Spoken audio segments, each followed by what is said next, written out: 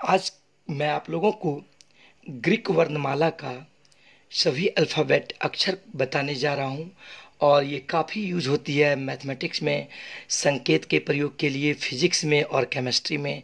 Science के student को इसकी जानकारी होनी बहुत ही ज़रूरी है कि ग्रीक वर्णमाला के जो अक्षर होते हैं उसका कौन सा सिंबल किस प्रकार का होता है वो बताने जा रहा हूँ।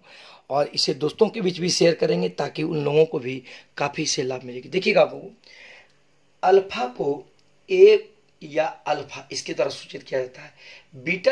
बीटा को देखिए इस दोनों के द्वारा सूचित किया जाता है। ये सभी ग्रीक वर्णमाला के अक्षर हैं। गामा को देखिए चाहे इस तरीके से लिख सकते हैं चाहे इस तरीके से लिख सकते हैं। डेल्टा यानी ग्रीक वर्णमाला का एक अक्षर है। डेल्टा को हम ऐसे लिख सकते हैं या इस प्रकार से डेल्टा को लिख सकते हैं। इप्सिलॉन या अपसाइलॉन भी कहते हैं इसको, हम इस प्रकार से भी लिख सकते हैं या इस प्रकार से भी लिख सकते हैं। झीटा झीटा ग्रीक वर्णमाला का अक्षर है, हम इसको इस प्रकार से भी लिख सकते हैं या हम इस प्रकार से भी लिख सकते हैं। ईटा ईटा को हम इस प्रकार से लिख सकते हैं चाहे इस प्रकार से लिख सकते हैं। थीटा आप जानते होंगे, थीटा का प्रयोग करते हैं साइन थीटा कॉस थीटा, तो थीटा को हम इस प्रकार से भी लिख सकते हैं और इस प्रकार से भी लिख सकते हैं। आयोटा मैथमेटिक्स में आप जानते होंगे आयोटा का प्रयोग करते हैं, आयोटा को हम ऐसे लिख सकते हैं या इस प्रकार से भी। कापा ये भी ग्रीक वर्णमाला का अक्षर है, कापा को हम इस प्रकार से लिख सकते हैं या इस प्रकार से लिख सकते हैं, ठीक ना। लेमडा लेमडा को देखिए इस प्रकार से लिख सकते हैं या इस प्रकार से लिख सकते हैं। ये म्यू म्यू को हम इस प्रकार से लिख सकते हैं या इस प्रकार से म्यू को लिख सकते हैं। अब देखिए न्यू न्यू को हम इस प्रकार से लिख सकते हैं चाहे इस प्रकार से न्यू। अब देखिए झी ये भी ग्रीक वर्णमाला अक्षर, झी को हम इस प्रकार से लिख सकते हैं या इस प्रकार से। ओमिक्रॉन ओमिक्रॉन को हम बड़ी ओ करके लिख सकते हैं या छोटी ओ करके लिख सकते हैं। ये पाई देखिए पाई को हम इस प्रकार से लिख सकते हैं, ठीक ना।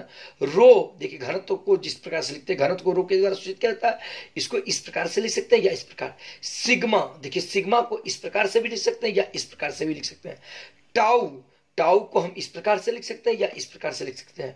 और ये उपसिलोन उपसिलोन होता है, इसको हम इस प्रकार से लिख सकते हैं या इस प्रकार से लिख सकते हैं। फाई देखिए फाई को लिखने का तरीका ये होता है चाहे ये लिख। उसके बाद काय काय को लिखने का तरीका इस प्रकार से है या इस प्रकार से। साई देखिए ये जो सिंबल है ये साई का है, साई को हम इस दोनों प्रकार से लिख सकते हैं। और ओमेगा आप जानते होंगे, ओमेगा जो है इस प्रकार से लिख सकते हैं या इस प्रकार से। रेखीय वेग को ओमेगा के द्वारा सूचित किया जाता है, या देखिए आप लोग जानते हैं कि इसको ओम भी कहते हैं और ये ओमेगा ध्यान दीजिए इस दोनों के द्वारा लिखा जाता है।